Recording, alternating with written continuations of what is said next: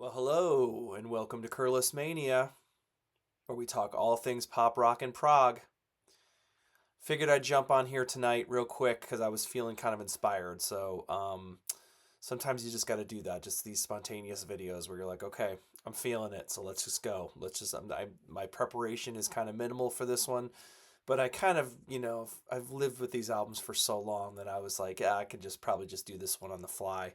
I did make some quick, just real brief notes, but like just basically like years and everything. But anyway, what I'm doing tonight is I've been kind of hankering, jonesing to do some like CSN, CSNY material content, so whether it's like band stuff or solo stuff or whatever. So, you know, I I've been wanting to do it, so I finally just said, okay, this is it. Today's the day I'm doing it. I'm just jumping in.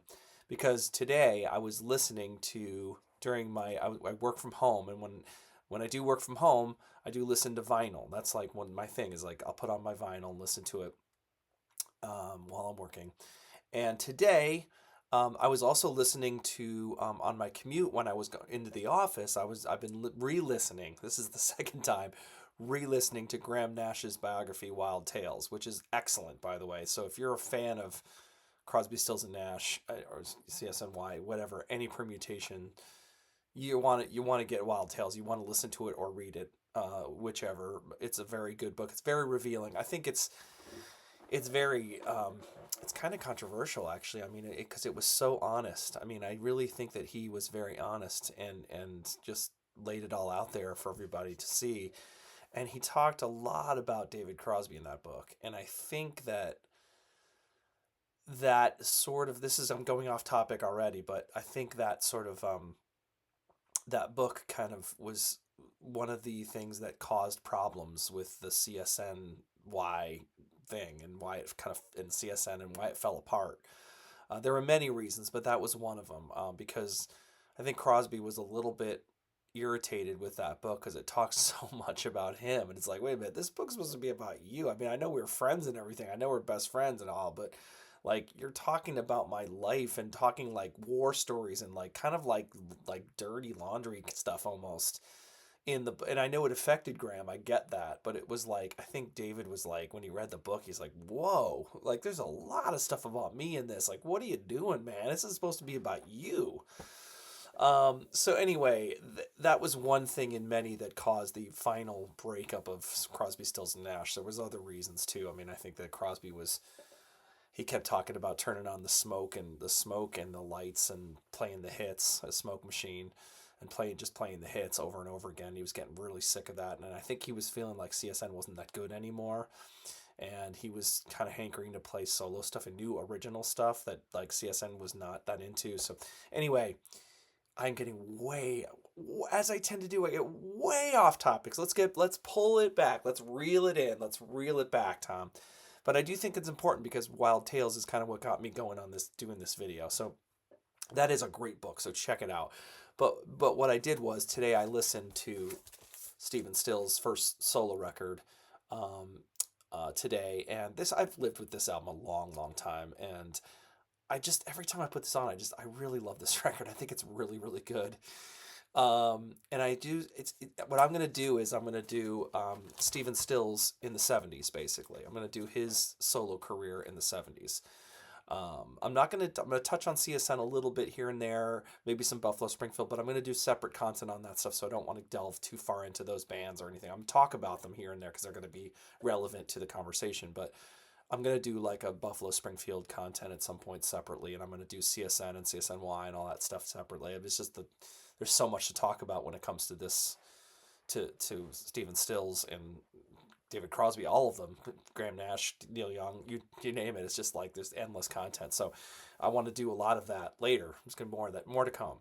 So anyway, today I'm talking about Stephen Stills' solo career in the '70s, and I guess my subtopic could be like what happened because it's kind of like man he starts out. I mean Stephen Stills is like on fire. I mean he starts out like a supernova and it just kind of like levels out and then it kind of starts going down and then it goes then it like really dives. So it's like oh man, like what happened to Stephen Stills? And I think I have some theories But he was, I mean, there's no doubt that no matter what, even with all that said, the guy was awesome. I mean, he was an amazing musician. He was super motivated and super. He had this gift for like arranging, and I mean, just think about like Woodstock. Like he took this like Joni Mitchell's song that was like really kind of like this ballad. It was kind of like, we by the time we got to woods. I mean, it's like this piano kind of dark piano ballad. Listen to what CSNY did with it. It's like, oh my God, this is just fantastic. And that was all Steven. Steven heard the song and he went, hey, do you mind if I do a version of that? And she was like, yeah, go ahead, take it, yeah. And it's just that Woodstock by CSNY is like so killer. And that was Steven. That was like Steven's like he just in his mind, he just thought of it right away. Like I know how to do that. I know how to treat that song. And it was just absolutely perfect. So he had a gift for arranging. He had a smoking guitar player. I mean, just an awesome guitar player. Um, could play everything. He played bass. He played organ. He played. I mean, he did everything. He's just a natural musician, and I think that at the beginning of CSN, he really was the driving force. There's no question. I mean, they all admit it. Everyone says it. He did so on that first record. He almost did the whole backing tracks of almost everything. Um, so he was really, I always say from like 66, I always say from 66 to like 77, he was pretty consistent. I mean, he put out a lot of material and it was pretty damn consistent. When we start getting to 78 and beyond, things just kind of fall off. And I mean, it gets a little bit like dicey in the mid 70s and then it really falls off like at the end of the 70s. And then anyway, so yeah, so I'm just talking tonight. I'm talking from 1970 to 78. That's what I'm talking about. And we can talk about other stuff later, but like I'm doing 70 to 78. So we're starting with the self-titled Stephen Stills solo record from 1970. And this album is very interesting. It was cut in London. I think that he basically, I think it was after the Deja Vu sessions where things were just getting really tense with the band. So and he was kind of wanting out. He wanted away from everybody. So he bought a place. I think he bought Ringo Starr's house in London and just essentially decided to cut a solo record. And he did it pretty swiftly. And there's guest stars on this record. There's like Jimi Hendrix plays on this album. Eric Clapton plays on this record. I think Ringo Starr is on it, right? Dallas Taylor plays drums, of course. Um, Obviously Crosby and Nash are on it. Rita Coolidge, that's a whole other story. We won't get into that, but that is important. Um, and I could swear that Ringo Starr played on here. I was just double checking that. I could swear he played drums on one track. But anyway, just he had a lot of help, but it's just amazing how quickly he cut this record. Um, so um, yeah, so he went in and he had a lot of songs. I mean, that's one thing I'll bring up. Like, this album that came out called Just Roll Tape. That came out. I don't know what year it came out, but this is 2007, and it's basically um, a tape from 1968 that he cut while he was helping um, Judy Collins was making an album, and he was helping her, and he had all these songs that he wanted to throw down. So basically, he told the engineer once Judy left for the day, he said, "Hey man," grabbed a guitar and said, "Hey, just roll tape. Like, just can you hit record for me for a minute? I just want to throw some ideas down really fast." And this is kind of a fascinating document because it's from April 26th, 1968, and it's got all these songs that end up on his solo albums. So Begins the Task, Change Partners, Know You Gotta Run, Black Queen. Um, of course, there's CSN songs on here too, Sweet Judy Blue Eyes, Helplessly Hoping, Wooden Ships. But it's just interesting. It's very fascinating because it's like there's all these songs that he wrote in 1968 that end up on like sprinkled throughout his solo career. So he already had a lot of these songs in his bag. So he ends up taking these out later. But this is cool. I mean, if you're a Stills fan, like this is like essential. Like it's just a fascinating document because it's just all it is just like one session of him just playing a bunch of songs, and it's cool. It's almost like an acoustic, like a solo acoustic album basically. It's cool. Um, so anyway, back to this record. So I really enjoy this album. I think it's very good. I mean, Love the One You're With is a classic, of course. Do for the Others is a great acoustic, beautiful acoustic song. Church is sort of like, it's like a, you know, I don't know. It's kind of that. It's got that gospel feel. It's got the gang vocals and the organ, and it's got it. He does it pretty well. He pulls it off. It's like he tries everything on this record. He's pulling it off. Old Times, Good Times is just a rocker with that's what Jimi Hendrix plays on, and it's just a it's just sort of a rolling rocker. Go Back Home is a cool track. Um, Think I'll go back home. It's kind of bluesy. Think I'll go back home. And that's is that the one with yeah? It's got Clapton on it at the end, and then sit yourself down. Come on, take a look around. I love that track. Start side two with that. That's awesome. Love that. To a Flame is a cool track too. Like that's another like sort of I don't know how to describe it, like atmospheric and sort of mellow, and it's got like it's got strings on it, and it's very cool. And then Black Queen is sort of like his sort of swampy acoustic bluesy thing that he does so well. Black Queen, don't you know? And he played it with CSNY too, live in the when they toured in 1970. Um, we Are Not Helpless is a great way to end the record. So I think this is a really good record. I love this album. I think it's very good. I mean, this is kind of Steven just rocking it. I mean, just doing what he does so well and just really just cranking out great track after another. He's got some help on this record, but he's doing a lot of it himself too. So it's very very good. I mean, if you like CSN, you're gonna love this album. So if you don't have it, you got to get it. Stephen Stills 2, this is from 1970. So, and then he follows it up quickly with Stephen Stills 2 from 1971. And this time, to get away from everybody in LA, he went as far as he could away. He went to Miami. So it's like the farthest you can go away and still stay in the U.S. To get, again, I think it was his theme of getting away from everybody to make an album.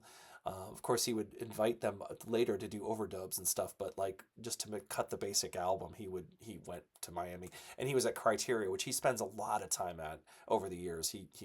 He gets the Albert Brothers, and they do, they cut a ton of stuff at Criteria because they basically with the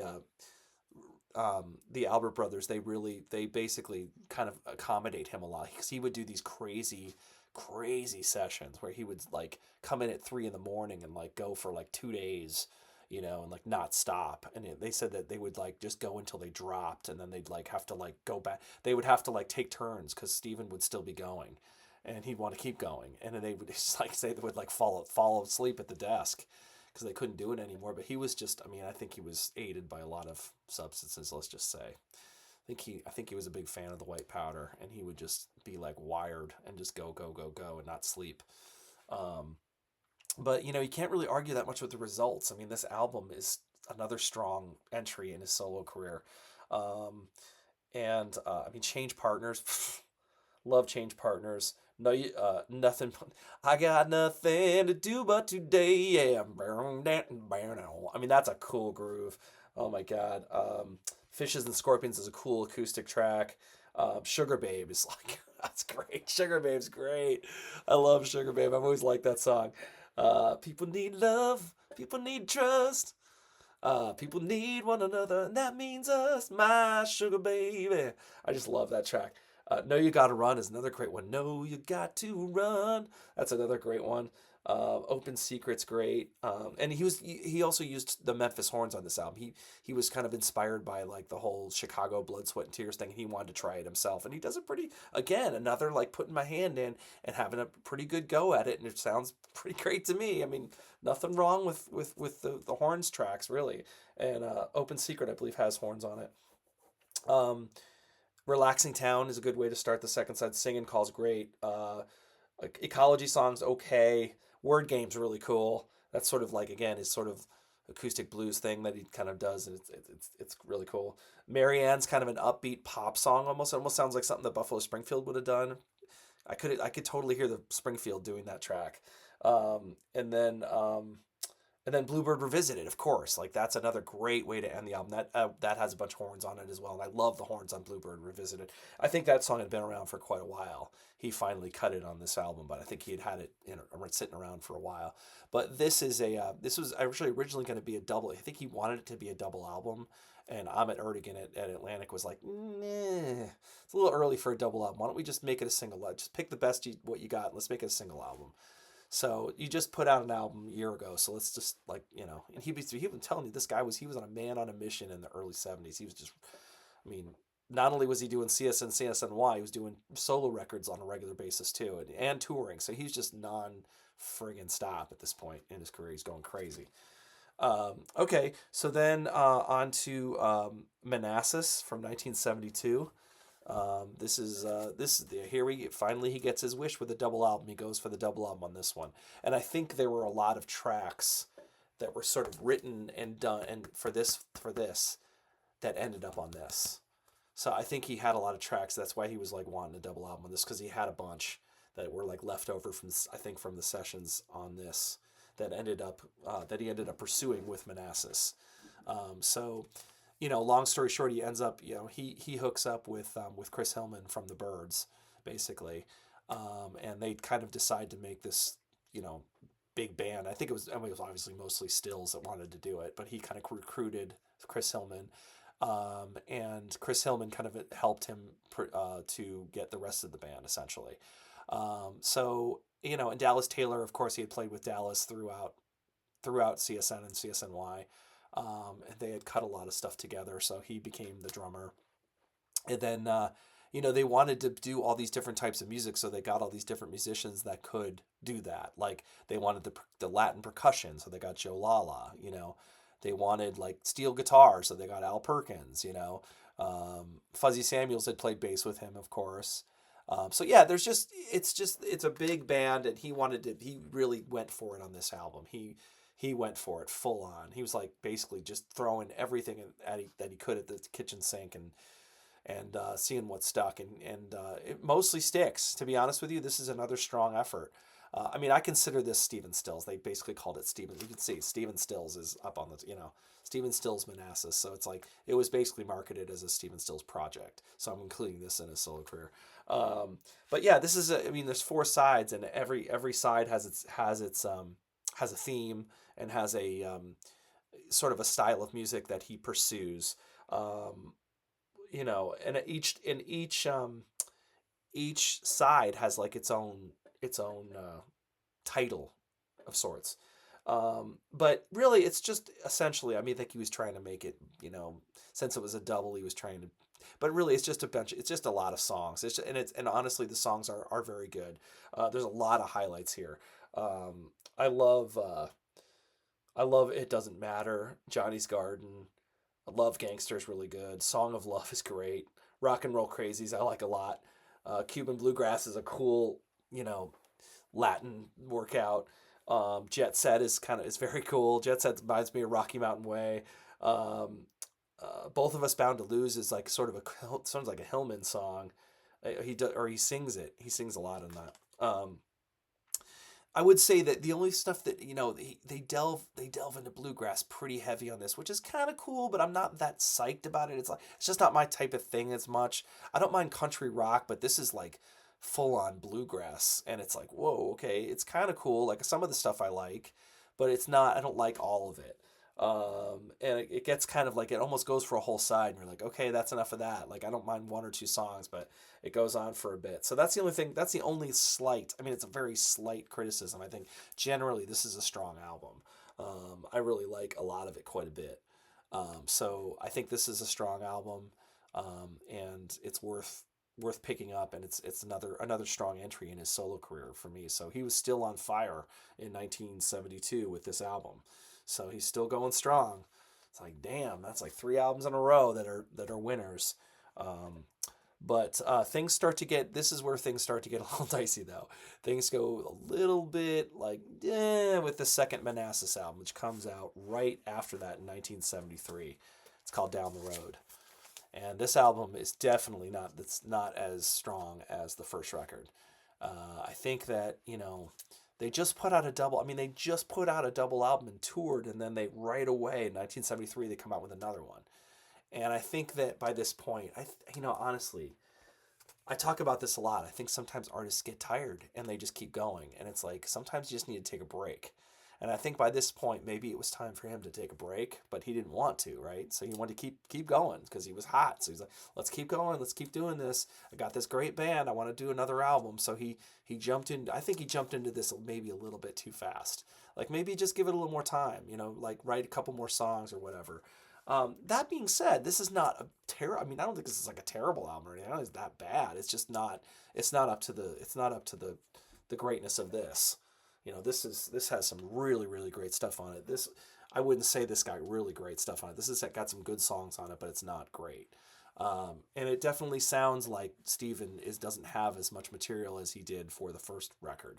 Um, and a lot of it kind of has like the sort of a jammy vibe to it, where it's almost like maybe they were just jamming in the studio and he put some lyrics on top of it, kind of thing. But isn't it about time? That's a pretty cool track. Lies is a good track actually. That sounds like a Chris Hillman song. Um, but like there's not a lot of like super like wow this song's great. Like it's when you're playing you're like it's cool. Like Down the Road is kind of a cool track. The title track has Joe Walsh on it. It's pretty cool. It's got some good slide guitar in it. City Junkies is it's not bad.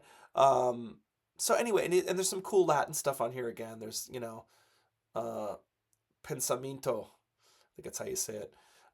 There's some cool Latin things on here too, but it just overall it just kind of it feels like a letdown after the first one.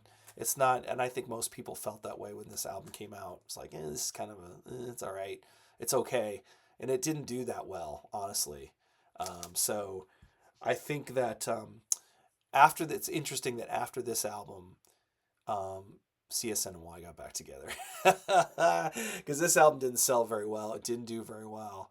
And all of a sudden, I noticed the pattern with that was like they always had CSN in their back pocket or CSNY in their back pocket. So if things went really bad, it's like, oh, let's get CSNY back together again. Like that was if things weren't going so well in their solo career. If things were going well in the solo career, CSNY didn't happen. But it was interesting. I think Graham Nash also did Wild Tales around this time, and that didn't do well either. So I think everyone was kind of like, oh, let's get the band back together. That's my take on it. But anyway, this album, not bad, but just not. This is the beginning of like, oh, maybe things are not as white hot as they were the first couple albums. Um, so then CSNY gets back together and they do a summer tour that's like massive stadiums and they just rake in a bunch of money. Apparently, well, I guess they didn't rake in according to all sources, they didn't rake in a lot of money. I think other people made a lot of money on that tour, but I'm not sure how much the actual players got. But everyone did pretty well. It was a stadium tour, and it was they called it the Doom Tour because they made tons of money, and it was kind of somebody took the money, and who knows? I don't know. Anyway, and it was also like trying to do harmonies in stadiums is hard.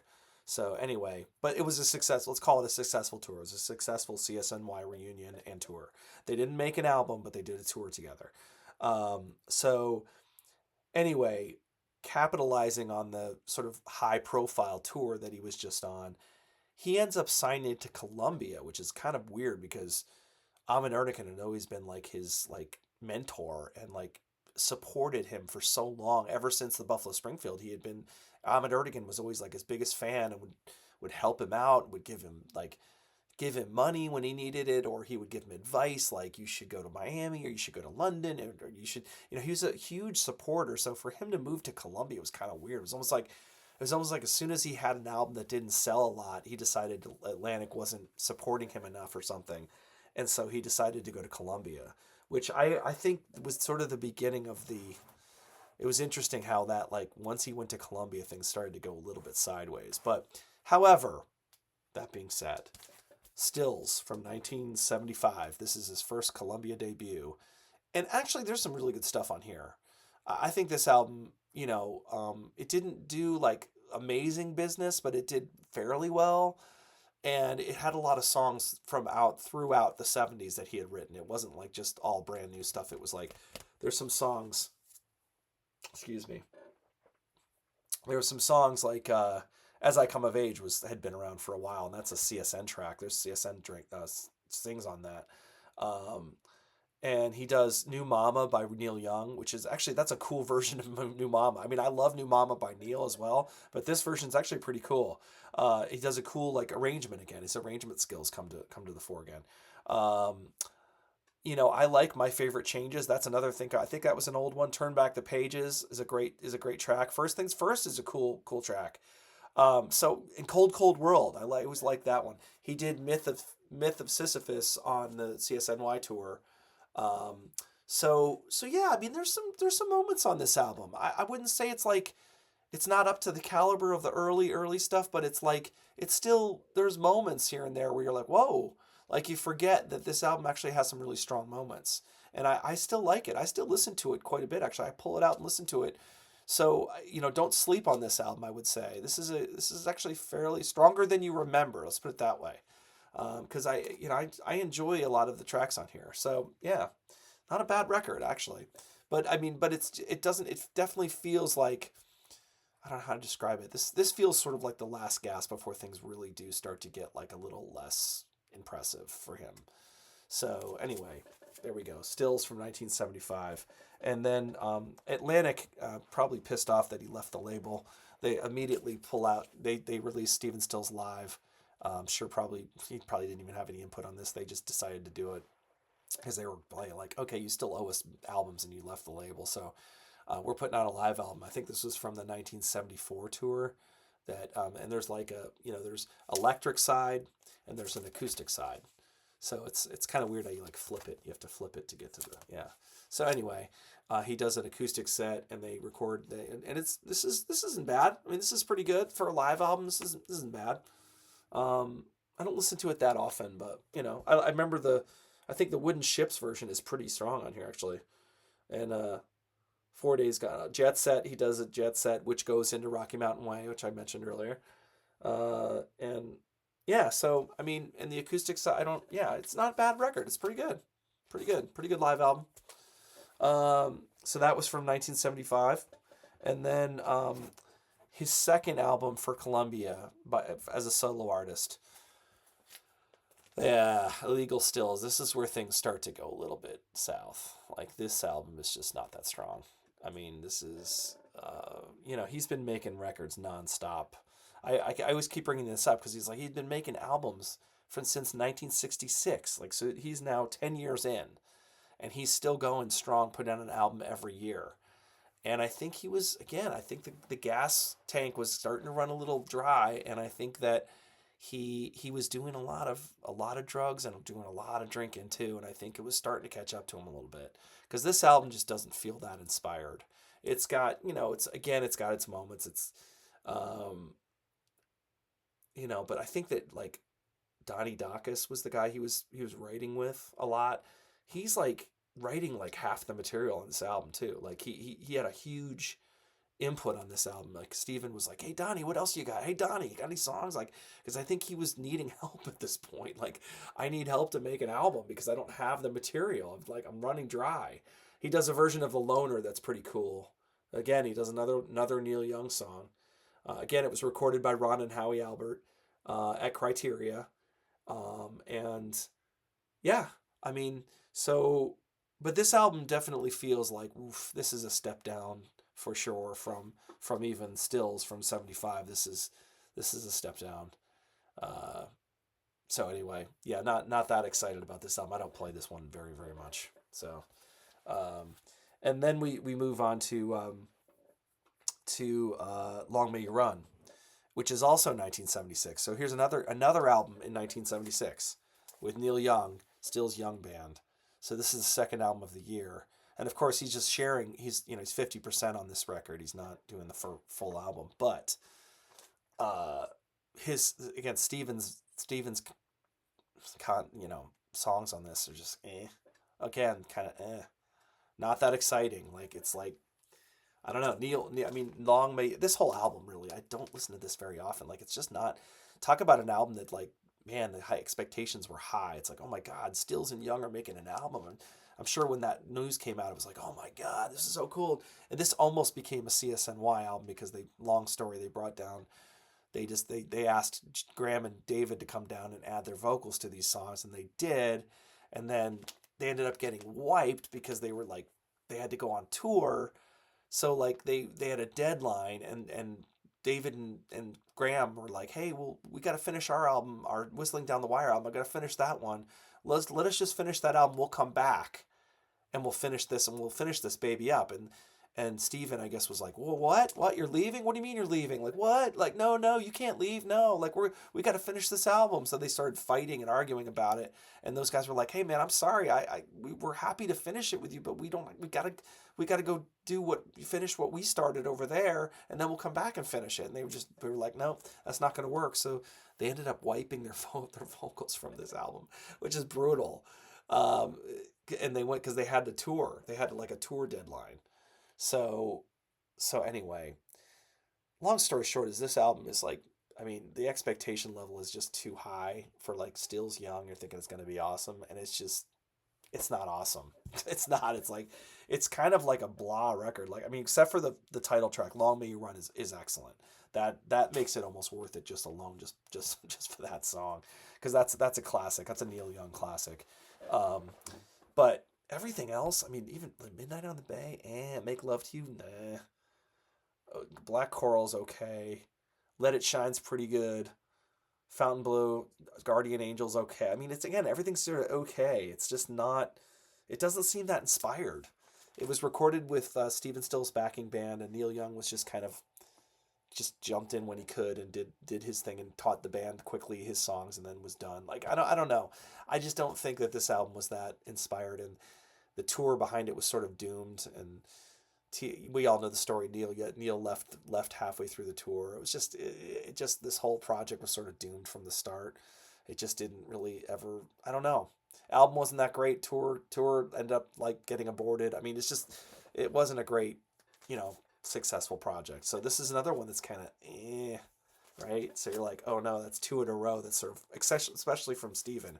It's like, oof, just like two in a row that are kind of and then he does the next album I don't own. I can't even show it because I don't own it. But it's Thoroughfare Gap, and I like the title track. I but he delves into disco, and I mean, it's like, okay, and it's like it just doesn't. He's like, there's some song called like "Gotta Get Some Booty" or something, and you're like, oh my god, this is just wow. This is not good. Like, this isn't. So it's Thoroughfare Gap's another kind of album. So it's like three in a row where you're like, oh man, after that awesome, amazing run that he went on in the early like 60s and early 70s, and by 1975 things started to kind of slide. And I think that he was pushing himself too hard, taking too many drugs, too much cocaine, too much drinking. And this thinking in long hours, and like we would stay up all night for 3 days running. It's like at some point you're going to run out of steam. And I just think that he started to run out of steam. And I think that the abusing of the chemicals started to kind of take a toll on him a little bit. And also the fact that, you can't put out an album every single year and have it be like this awesome album every time. Like you're eventually your material's going to run dry. You can't, I mean, you could, but you're not going to put out genius albums, and you're putting out every 5 minutes, you're putting out another record. It's hard. It's hard to keep that momentum up. It's very difficult. There's few artists that can do that sustained brilliance, as I can name them on like, one hand. They can continue to keep cranking out great records after great records. It hits a plateau, and then it kind of sometimes goes like that. So anyway, that's basically it. I'm not going to get into the 80s. We're not going to talk about that. I think that could be another episode. We'll do 80s. Like, I could do like 80s CSN, which that gets kind of ugly, actually. That's why I don't really want to talk about it, because it's gonna probably be too negative. I like to try to keep things positive here on Curless Mania if I can. I keep the positivity going. Like, let's say positive, woo. I mean, I said these albums were I didn't say they were bad. They're just and I don't really play them very often. So that's all it is. It's kind of by the end of the 70s, it just things were. Although that being said, I don't want to forget that CSN record from '77. Steven does a great job on that record. So, but that again, that's CSN content I'm going to hit later. But he does a good job. He does come back, briefly with that album. He does a great. He must have been inspired to be back with CSN because he really hits that one hard. So I don't know. Anyway, that's another topic. I'm going to do a CSN video, more content on that later. But so that's basically it. I just felt like talking about Steven Still's solo stuff. So that's what I did. I came on here, just kind of gave my opinions on the record. So yeah, what do you think? I mean, what's your take on Steven Stills? I mean, I think the guy was. There's no doubt that I mean he's a two-time Rock and Roll Hall of Fame inductee for a reason. He's a super talented guy. Um, Super inspired, super talented. I mean, regardless of that, yeah, he did some albums that weren't that great, but like in the there's no. I think his '70s output is generally pretty strong. It kind of fades at the end, but it's generally still very strong. Like those first couple records are like awesome. One, two, Manassas, like, and then plus all the CSNY stuff that he did. I mean, come on, it's like that's like he was pretty brilliant for a while. It's like woof. So and I still listen to that stuff all the time. Like that's still like one of on my playlist a lot. So anyway, so yeah, that's my take on it. And I still love Steven Stills. I think he's just thank God he's one of those people you're thankful for. Who's just put out so much good music. I think he might be kind of retired now. I don't think he's really doing much anymore. He's done a couple things here and there, but I mean you know I don't think he can hear that well anymore, for various reasons. But anyway, but he's you know, love Steven Stills, love him to death. So I mean, regardless of I'm talking about some stuff that's somewhat negative, but generally I think he's friggin' awesome. I love Steven Stills, so don't get the wrong impression. But what do you? I mean, I think those early records are like 5-star albums. But what do you think? What's your take? What's your take on Steven Stills? I'd like to know. Let me know in the comments, and give me a like if you like what you see. I mean, it helps to like and subscribe. Subscribing particularly because subscribing helps me to do more content and kind of inspires me to do more content. And if you're liking what you're seeing and you're enjoying it, thank you. I appreciate you sticking around and watching, and I hope you're enjoying it. And and I'm always trying to think of new content to do. I mean, there's always tons of music to talk about, so I'm always trying to think of new things and new guests and new topics and new themes and all that stuff. So, but it helps when I see new subscribers. I go, yeah, I got a couple new subscribers. Let's do another video. Like, there's just something about it. It energizes you. So, if you like what you see, please subscribe. I appreciate it. I really do. And thanks again, everybody. If you enjoyed, if you came this far, I appreciate you. And we'll see you in the next video, okay? See you next time on Curless Mania. Later. Go listen to some Steven Stills.